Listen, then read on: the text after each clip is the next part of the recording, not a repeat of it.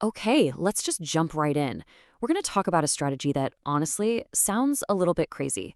The idea that you can take a relatively small investment and turn it into a life-changing amount of money. This is the 100 to 1 strategy. Yeah, let's just put that number up on the screen. $1 million. Let that sink in for a second.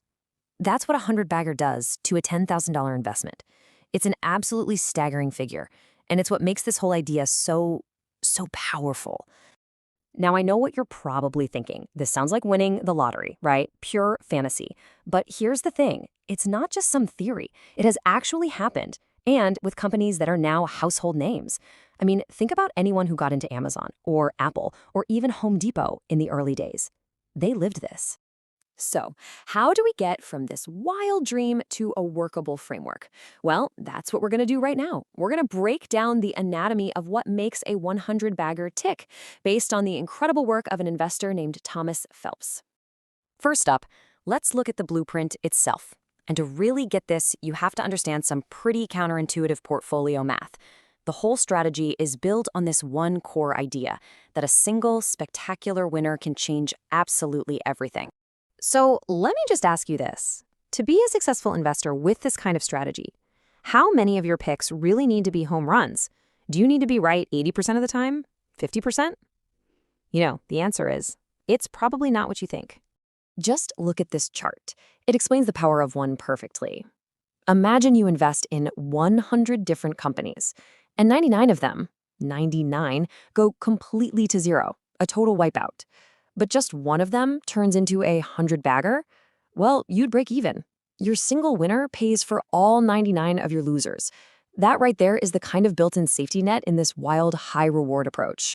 Of course, we're not aiming to just break even, right? The goal is to win. So the key is finding a very, very specific type of company. Thomas Phelps had a name for it. He called it the fourth situation.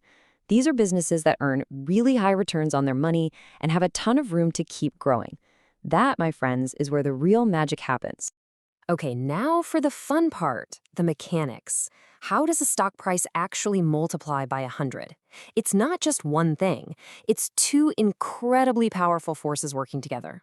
Let's call them the twin engines of growth. And here they are.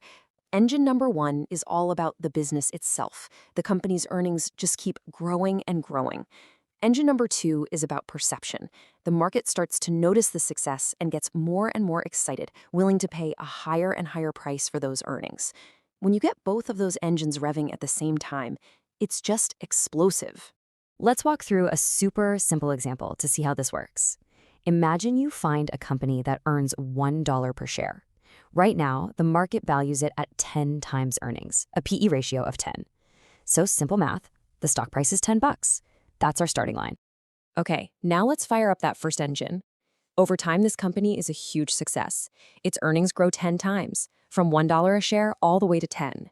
If the PE ratio just stays the same at 10, the stock is now worth $100. That's already a 10-bagger, which is incredible. But we're not done yet.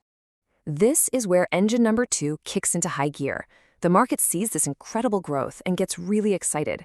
Investors are now willing to pay way more for every dollar the company earns. So the PE ratio expands. Let's say it triples from 10 to 30. Now you've got $10 in earnings multiplied by a PE of 30, and the stock price rockets to $300. So let's just recap what happened there. A 10x growth in the business plus a 3x growth in the valuation, they didn't just add up, they multiplied each other. That's how a 10x business improvement led to a 30x return on the stock.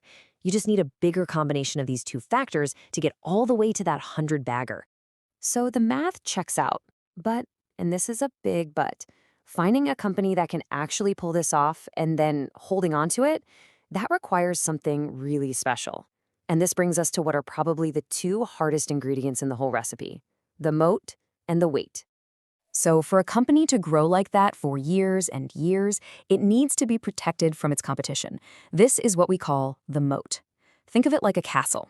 It could be a super strong brand, a network effect where more users make it better, a key patent, whatever it is, it's got to be tough enough to protect those profits for decades so the twin engines have time to work their magic. Look, finding a company with a great moat is really tough, no question. But it's actually not the hardest part of the strategy. So what is it? What's the one thing that trips up almost everyone on this journey? It's funny. It has nothing to do with the company and everything to do with us. Thomas Phelps himself summed it up perfectly with this quote: "The biggest enemy, the thing that will destroy these incredible returns, is our own need to constantly do something." And this is what the wait really is. To get a 100 bagger, you might have to own a stock for 10, 20, maybe even 30 years. And during that time, you're going to live through recessions, market crashes, and moments of pure panic, where every fiber of your being is screaming at you to sell. The real challenge is finding the discipline to just sit tight and do absolutely nothing. Okay, let's bring this all home. Let's boil everything we've talked about down into a simple, final takeaway. If you were going to build a checklist, what would it actually look like? Here's what you're looking for. First, start with smaller companies. They just have more room to run. Second, make sure they're already earning high returns on their capital. They have to be good at what they do. And third, and this is so important, they need to be able to reinvest their profits and earn those same high rates of return, creating this beautiful, powerful cycle of growth. So once you find a company that checks those boxes, your job actually changes completely. The hard analytical work is done. Now the psychological work begins. You have to fight that constant urge to trade, to react to scary headlines, to tinker. You have to let the company do the heavy lifting for you. And that's really the final question here, isn't it?